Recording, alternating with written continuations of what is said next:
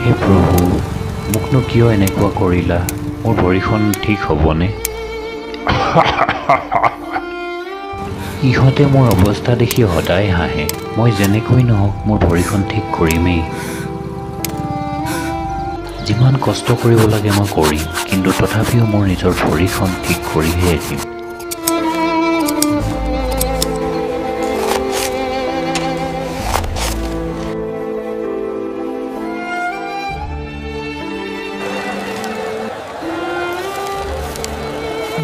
sir এয়া লোক এতিয়া মোৰ ভৰিখন ভাল হ'বনে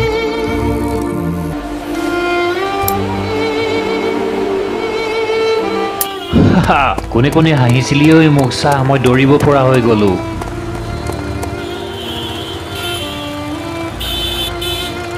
জীৱনে সকলোকে পৰীক্ষা লয় গতিকে যিমান কঠিন সময় নাহক কিয় তুমি ভাগি নপৰিবা সাহসেৰে আগুৱাই যাবা চেনেলটো যদি তুমি এতিয়াও ছাবস্ক্ৰাইব কৰা নাই তেন্তে ছাবস্ক্ৰাইব কৰি দিয়া